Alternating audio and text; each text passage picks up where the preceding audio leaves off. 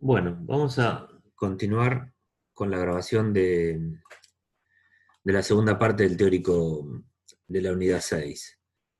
Bueno, hemos venido hablando sobre la relación entonces que hay entre el eje hipotalámico hipoficiario.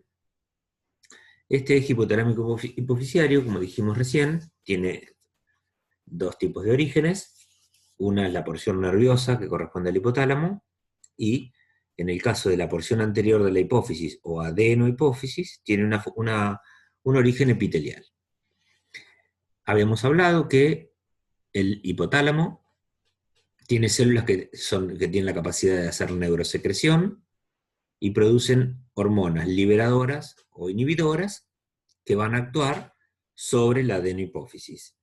Estas hormonas o neurohormonas se van a secretar al torrente sanguíneo de una estructura que ocupa el tallo del hipotálamo y la hipófisis y llega hacia la adenohipófisis, que eso se llama sistema porta hipotalámico hipoficiario, y que transporta las hormonas secretadas por los axones de estas neuronas del hipotálamo y transportan hacia la porción de la adenohipófisis. Habíamos dicho que había factores de liberación y de inhibición. Mencionamos lo que era una hormona trófica. Estas hormonas tróficas son las que produce y libera la adenohipófisis y llegan hacia los órganos blancos para que se produzca la estimulación de otras hormonas que van a fabricar y liberar estos órganos. Entonces, estas cuestiones queda demostrado la relación que hay entre el hipotálamo y la adenohipófisis. Entonces, este mecanismo de regulación y de control a través de estos factores de liberación y de inhibición. Por otro lado, nosotros tenemos que el hipotálamo también está en relación con lo que se llama la neurohipófisis. Se llama neurohipófisis porque su origen es nervioso. Cuando dijimos que el diencéfalo, como una vesícula primitiva derivada del prosencéfalo, originaba el tálamo, el hipotálamo, la porción posterior de la hipófisis, esto es todo, tiene origen nervioso, la porción posterior de la hipófisis y la glándula epífisis. Entonces, ¿cómo funciona? La neurohipófisis es de origen nervioso, como dije recién. Entonces, los axones de las neuronas que se encuentran en el hipotálamo van a viajar a través de todo el tallo cerebral, pero bajan los axones. No es que los axones liberan sus hormonas o los factores de liberación e inhibición, como ocurre con la adenohipófisis, sino que los axones llegan hacia la neurohipófisis y ahí produce el almacenamiento de dos hormonas. Estas hormonas son la oxitocina, la que están marcadas con triangulitos azul en ese esquema, por ejemplo, y la antidiurética. ¿Sí? La antidiurética es la que está marcada con los triángulos azules. Entonces, esas hormonas son liberadas al flujo sanguíneo y van a ser llevadas hacia los órganos blancos. La oxitocina y la antidiurética, entonces son dos neurohormonas que almacena y libera el lóbulo posterior de la hipófisis o neurohipófisis. De esta manera, la hipófisis tiene dos porciones, en realidad tiene tres, pero acá están marcadas dos. Tiene una porción anterior o adenohipófisis con un origen epitelial, y tiene la neurohipófisis o hipófisis posterior con el origen nervioso. Y entre medio hay un lóbulo intermedio, ¿sí? Que también produce hormonas que no tienen tanta relevancia en el ser humano, pero también sepan que hay un lóbulo intermedio, aunque acá no esté marcado. Bien. Vamos a pasar ahora al lóbulo anterior o adenohipófisis. como dijimos hoy, hay neuronas que producen factores de liberación o de inhibición que están en el hipotálamo y que vuelcan su producto de secreción, estos factores, al sistema porta hipotalámico hipoficiario. ¿Sí? Estos vasos portales transportan las neurohormonas directamente hacia la porción anterior de la hipófisis o adenohipófisis. Entonces lo que está en azul acá es el sistema porta hipotalámico hipoficiario. Estas son las neuronas del hipotálamo que van a producir y liberar factores de liberación e inhibición, que es lo que ya vimos en la primera diapositiva, y justamente van a estimular a la adenohipófisis a que produzca estas hormonas, que ahora vamos a ver que las mencioné anteriormente, pero las recuperamos ahora. Por ejemplo, habíamos hablado que hay un factor de liberación de las hormonas tirotróficas. Entonces ese factor de liberación estimula a la adenohipófisis para que produzca una hormona que se llama TSH, que se llama hormona tirotrófica. Y esa hormona tirotrófica tiene un órgano blanco o diana, que es la glándula tiroides. Hay otra hormona que se llama ACTH, adrenocorticotrófica. También es una hormona trófica, igual que la TSH. Hay un factor de liberación que estimula la producción de esta hormona por la adenohipófisis. La hormona adrenocorticotrófica, fíjense, descompongan la palabra, el nombre de la hormona. Adreno es de glándula adrenal o suprarrenal. Córtico es de la corteza. Estimula a la corteza suprarrenal, o sea, el órgano blanco de la CTH es la corteza suprarrenal. Después tenemos las hormonas gonadotróficas. Hay factores de liberación que estimulan la producción de hormonas gonadotróficas. Las hormonas gonadotróficas dijimos hoy que son la luteinizante o LH y folículo estimulante o FSH. Estas abreviaciones están en inglés, es hormona estimulante del folículo, hormona luteinizante, hormona... Bueno. Esas son las características que tienen esas hormonas. También habíamos hablado de las hormonas del crecimiento, o hormona del crecimiento GH, que actuaban también había un factor de liberación y también había un factor de inhibición para la hormona del crecimiento. ¿Sí? Y había también hormonas que no son tróficas, como la prolactina, que actuaba sobre la glándula mamaria para la producción de leche. Para la producción. Lo resalto esto porque después vamos a ver que hay otra hormona que participa en la eyección o la liberación de leche. ¿Sí? Entonces esas son las características que tiene el lóbulo anterior o adenohipófisis, que está conectado tanto anatómicamente como fisiológicamente con el hipotálamo. Es importante que lo recuerden. La neurohipófisis, dijimos hoy, que tiene un origen nervioso proveniente del diencéfalo. Esa porción posterior de la hipófisis está relacionado a través de las neuronas. Hay neuronas que tienen sus cuerpos en el hipotálamo y en núcleos que hay en el hipotálamo y que bajan a través del pedúnculo hacia la porción posterior de la hipófisis. Esas neurohormonas se producen, como dije recién, en estas neuronas y se liberan o almacenan en la porción posterior de la hipófisis o neurohipófisis. Estas neurohormonas son liberadas al torrente sanguíneo y van a actuar, que son, por ejemplo, estas hormonas son la oxitocina, ¿sí? Y la vasopresina o antidiurética. Vasopresina y oxitocina. Estas hormonas van a tener órganos blancos. ¿Cuál va a ser el órgano blanco de la hormona antidiurética o vasopresina? Antidiurética es una hormona que va a tener un efecto, va a tener como órgano blanco a los riñones. ¿Y qué va a provocar? Su nombre lo dice, es anti, o sea, evita la diuresis, o sea, la pérdida de agua a través de la orina. Entonces lo que hace es, actúa como órgano blanco en los riñones, sobre los túbulos renales, aumenta la permeabilidad y permite la reabsorción de agua, que se incrementa la reabsorción de agua.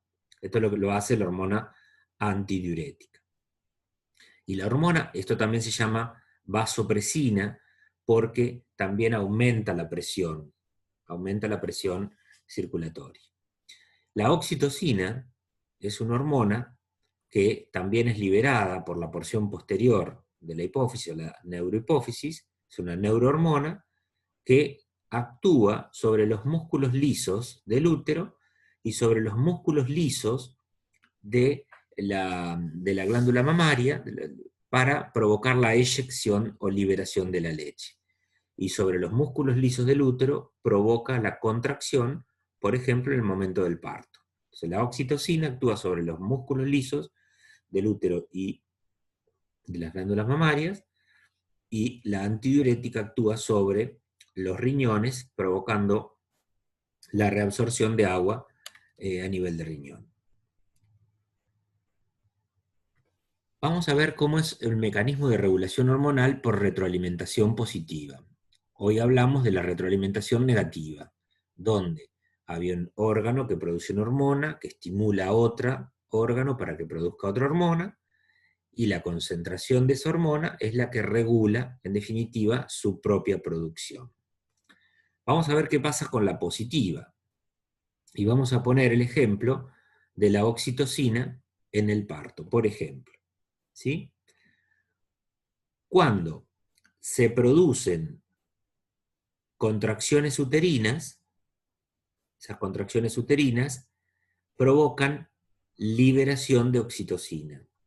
La liberación de oxitocina empieza a provocar mayor cantidad de contracciones uterinas, lo que a su vez actúa para que se produzca mayor liberación de oxitocina. Es un proceso que no puede quedar por la mitad, que no puede quedar inconcluso. Estamos hablando del parto. Entonces, ¿cuándo termina la liberación de la oxitocina?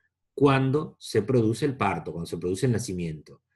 Esta liberación de oxitocina provoca contracciones, las contracciones provocan la estimulación justamente del hipotálamo para que libere mayor cantidad de oxitocina hasta que se produzca el parto o el nacimiento. Ahí es cuando los mecanismos de retroalimentación positiva culminan. En este caso, cuando se produce el parto. Eso es una retroalimentación positiva en la cual podemos decir que el efecto produce mayor cantidad de liberación de lo que está provocando ese efecto. En este caso, la hormona. Esos son mecanismos de retroalimentación. Uno feedback o negativo, que es el que explicamos hoy, y este es el de retroalimentación positiva. Vamos a ver ahora las glándulas sobre las cuales van a actuar las hormonas tróficas, por ejemplo, que hablamos hoy de la adenohipófisis.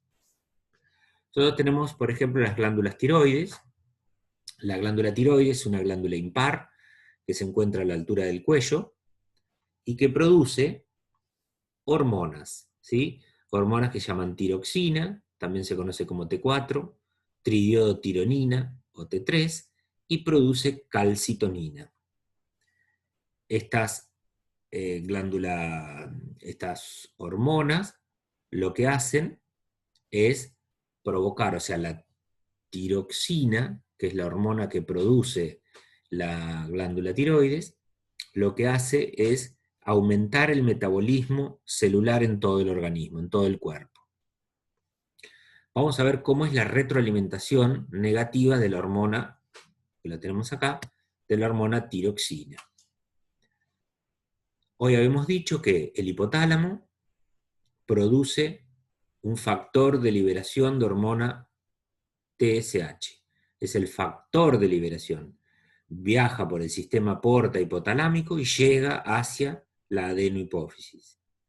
Las células endócrinas de la hipófisis anterior a la adenohipófisis producen hormona tirotrófica, o TSH. La TSH viaja por el torrente sanguíneo, ¿hacia dónde? Hacia la glándula tiroides. La TSH, u hormona tirotrófica, es una hormona trófica. Habíamos dicho que las hormonas tróficas son aquellas que actúan sobre un órgano blanco, en este caso la tiroides, para provocar la liberación de su hormona, en este caso la tiroxina.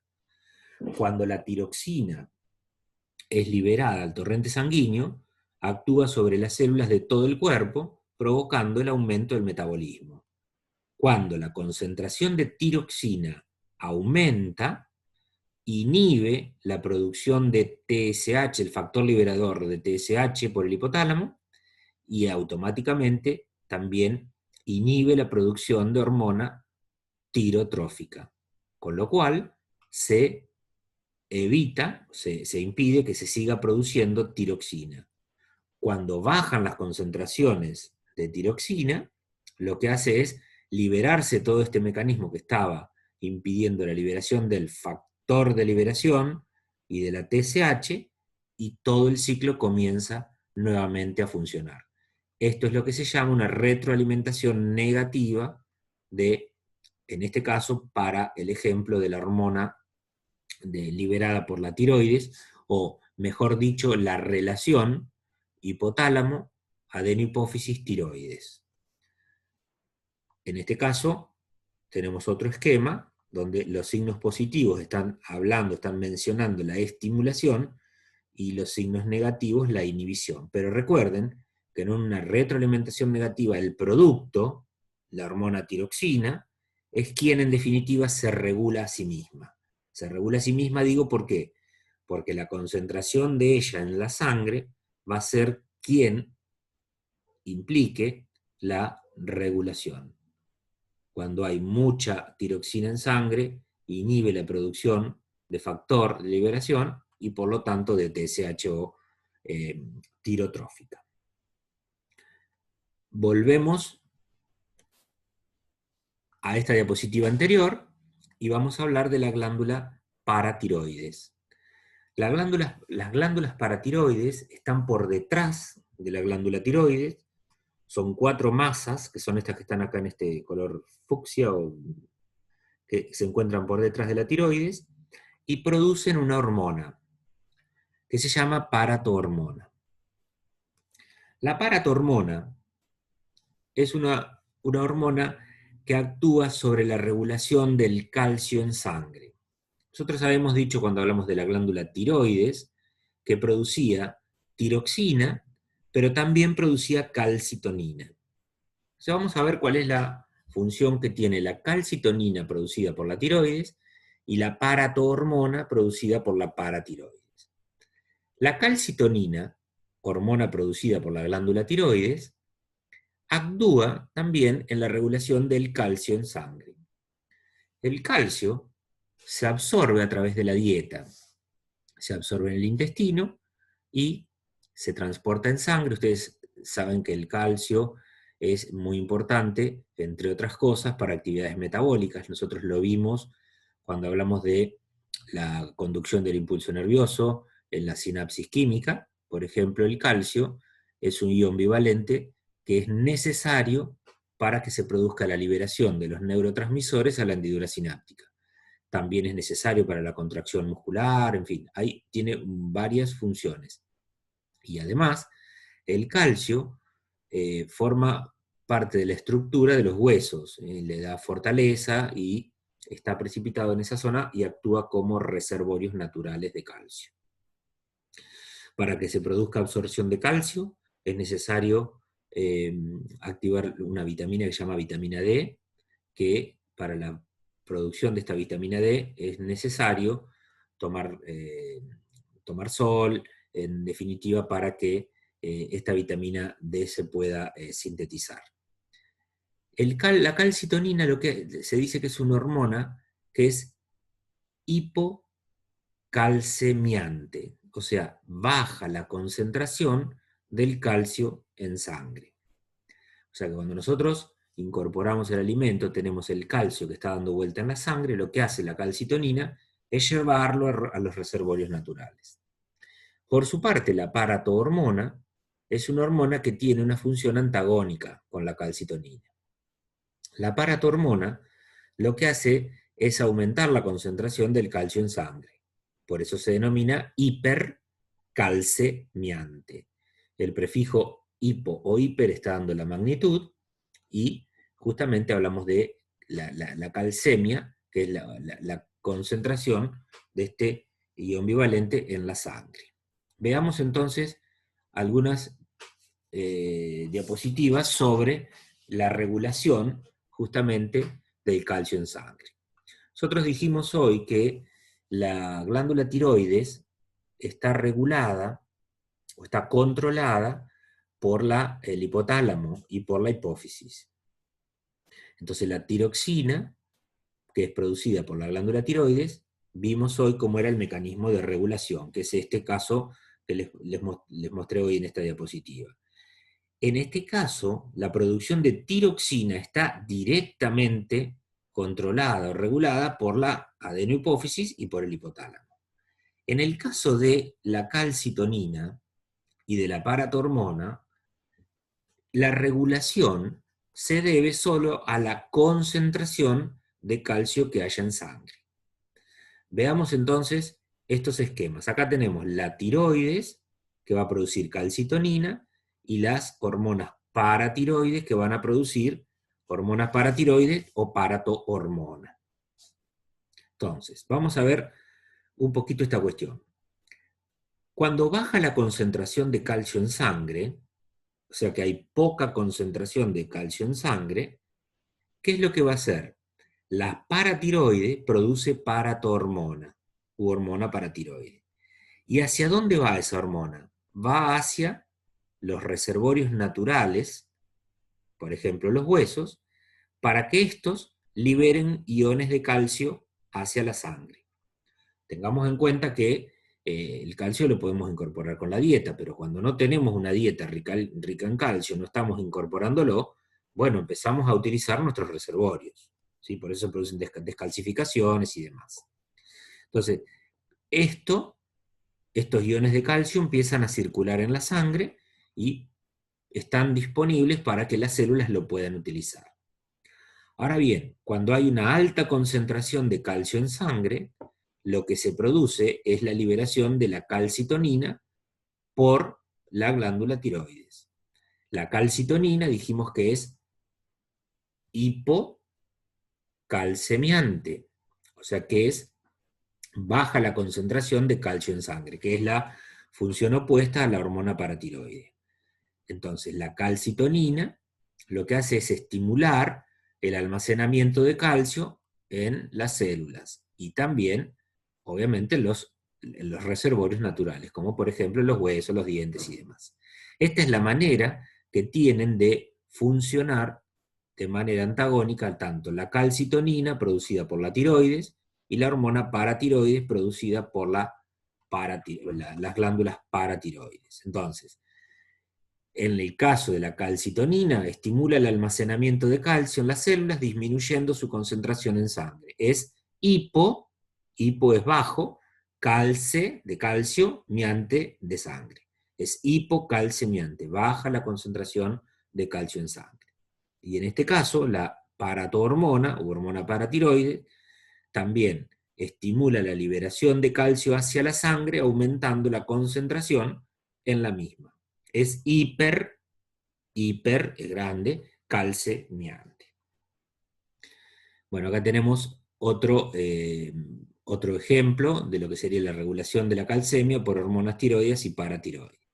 ¿Sí? Esto lo podemos ver también y vamos a ver un esquema similar al anterior.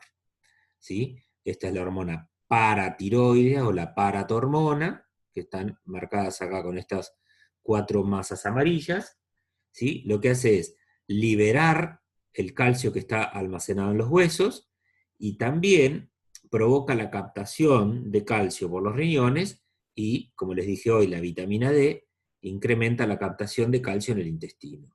Resultado final, aumenta la concentración de calcio en sangre. Habíamos dicho que era una hormona hipercalcemiante.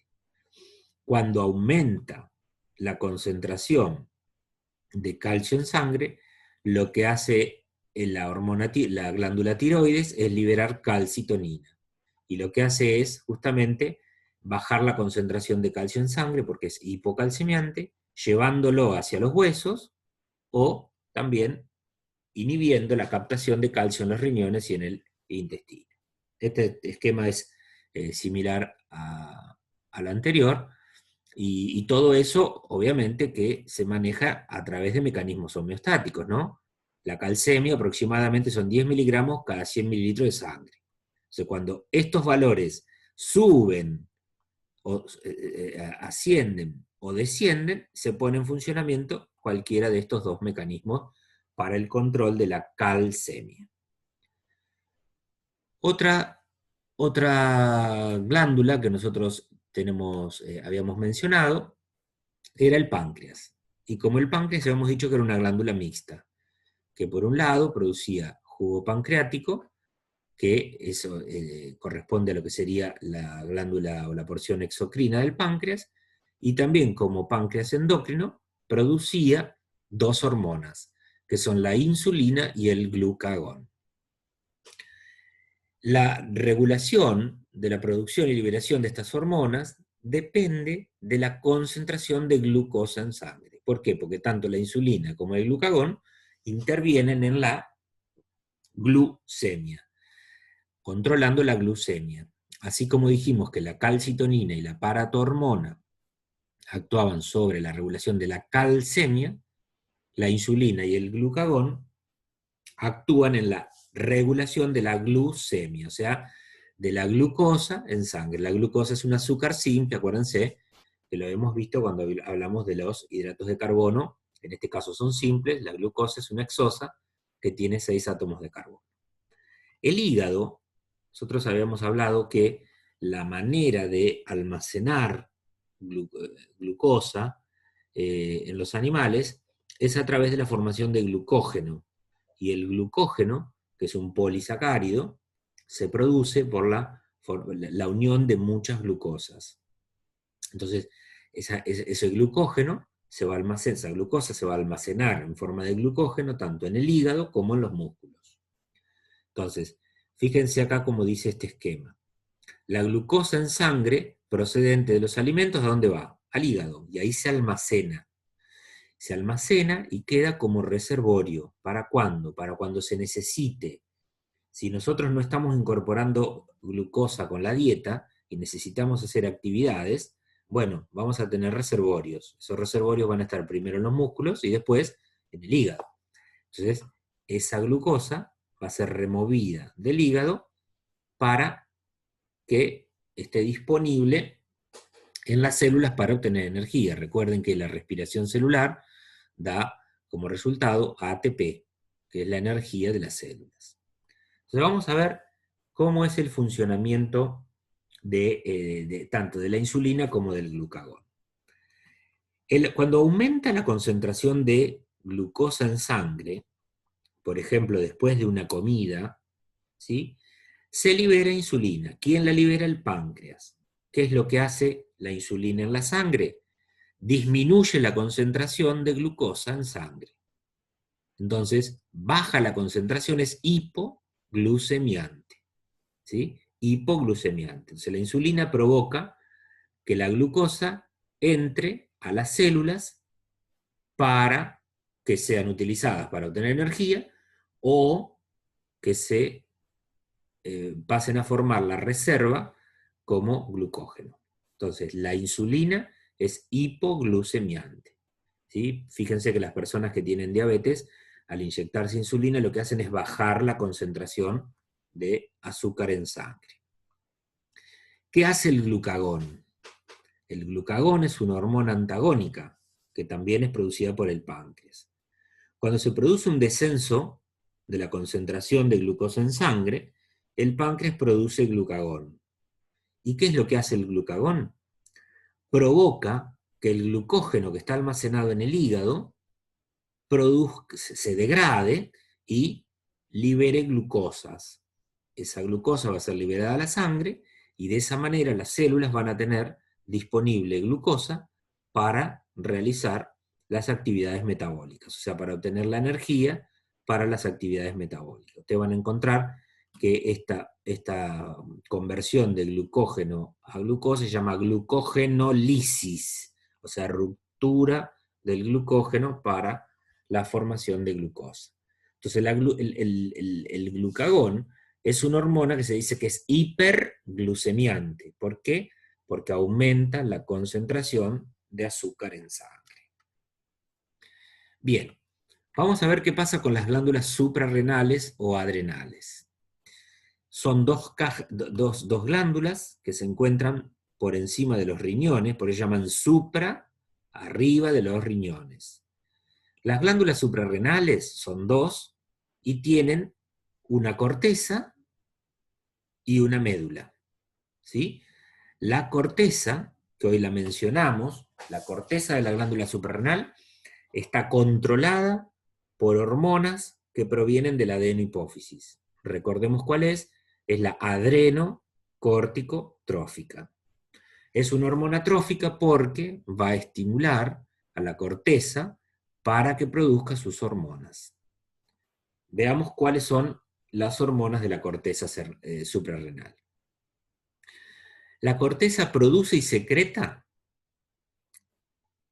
diferentes tipos de hormonas. Estas hormonas son las que va a producir la corteza, ¿sí? Va a producir tres tipos de hormonas que son glucocorticoides, mineralocorticoides y hormonas sexuales o esteroides sexuales. ¿Quién las produce? La corteza suprarrenal o adrenocorticoides, ¿sí? Son, de acuerdo a su composición química, son hormonas esteroides. Son hormonas esteroides que tienen un mecanismo de acción que pasan directamente la membrana a través de la bicapa lipídica y llegan hacia el interior de las células. Entonces tenemos los glucocorticoides como el cortisol, que actúan sobre el metabolismo de los hidratos de carbono o glúcidos, los mineralocorticoides, por ejemplo la aldosterona, que actúa sobre los riñones, actuando sobre la regulación, el control de iones de sodio y de potasio, y las hormonas esteroides o sexuales, donde la más importante, la que más desarrollada está, es la androstenidiona, es una hormona sexual masculina. Por su parte, la médula de las glándulas suprarrenal tiene un control nervioso. ¿Por qué? Porque su origen es nervioso. Y produce dos hormonas que también son neurotransmisores. Estos neurotransmisores los vimos como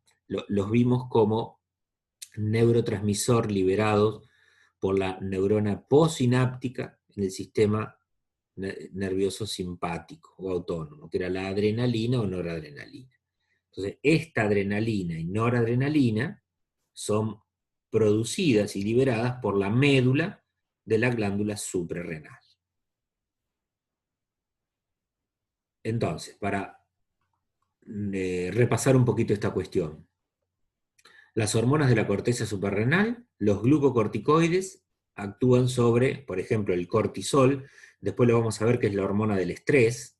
Los glucocorticoides actúan sobre el metabolismo de los hidratos de carbono, los mineralocorticoides como la aldosterona y las sexuales. Y la médula, por su parte, adrenalina y noradrenalina. Bueno, vamos a ver cómo es la concentración de la regulación del funcionamiento de las gónadas. Para lo cual voy a grabarlo en otra parte, así no queda tan grande este video. Así que la regulación endocrina de las gónadas la vemos en otra grabación.